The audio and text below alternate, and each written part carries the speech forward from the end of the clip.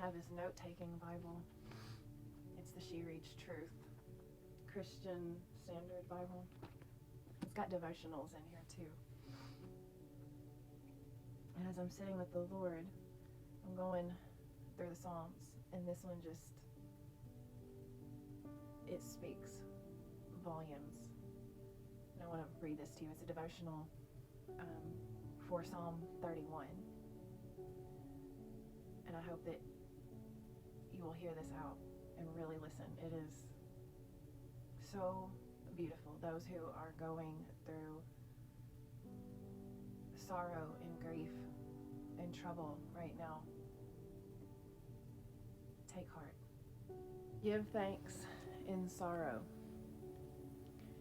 Growing up, my younger brother played every instrument he could get his hands on. The trumpet, guitar, piano, ukulele, and unfortunately the bagpipes. I loved being part of a musical family, and I didn't love being part of a we're learning to be musical family. One day my brother came home with a new piece of music in hand. The composer's note at the top read, "Play muted with sorrow." He began playing the song on his trumpet, and I braced myself for sweet relief as he transitioned into the sorrow section. Much to my dismay and delight, I learned that the mute didn't silence the sound. It changed it. The piercing, shrill signature of the instrument was replaced by a deliciously pleasing sound. The sound emerging from the horn was unlike anything that could be produced by the trumpet alone. Sometimes I feel like God is asking me to put a mute on my feelings. When His Word says to be thankful in every situation, I find myself thinking, even in this, in grief, in fear, in sorrow, you can't possibly mean in this. It's easy to forget that all songs of thanksgiving don't have the same sound. I don't know exactly what musical directions were given when the Psalms were played aloud as songs, but I can guess that many of them were instructed to be played with sorrow. God doesn't ask us to silence our sorrow in favor of thanksgiving.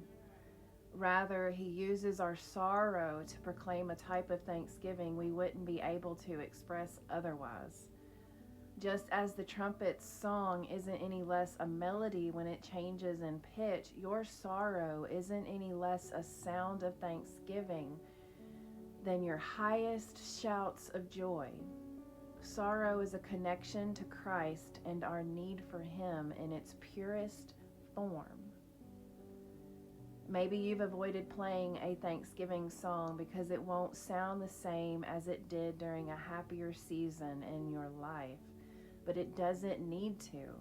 True Thanksgiving doesn't remove our sorrows. It acknowledges the coming glory that will.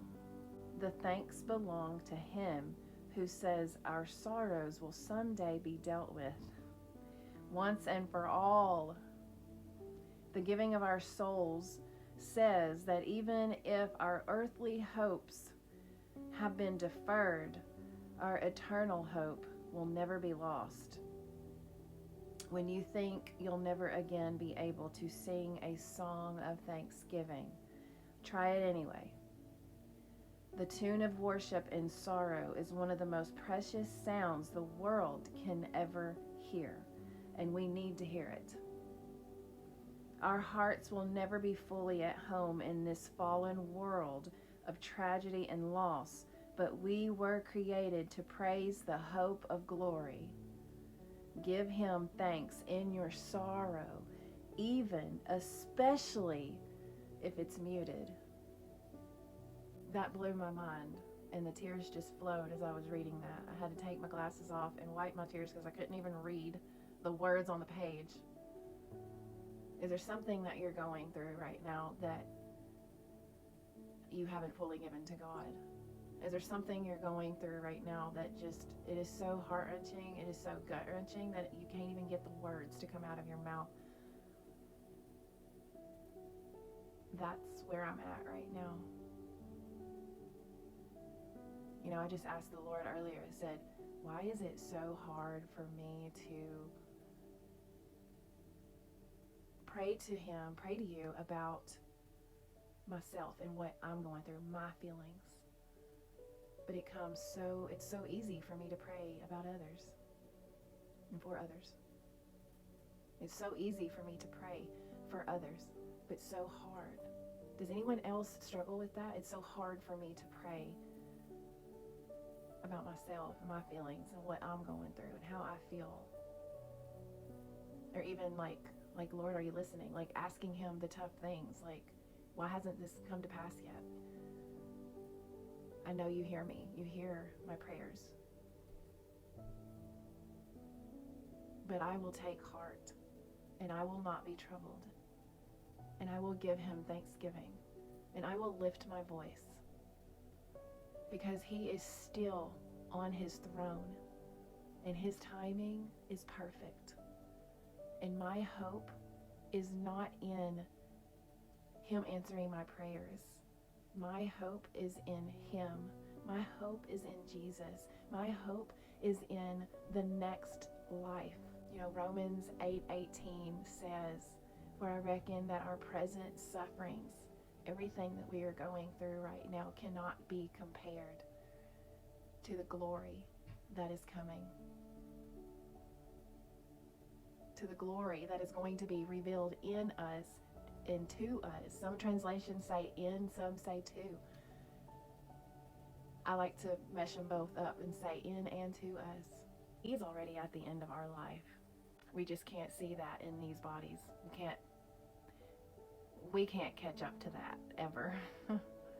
It's hard to see it, but my hope is in him. One day he's going to make all things new.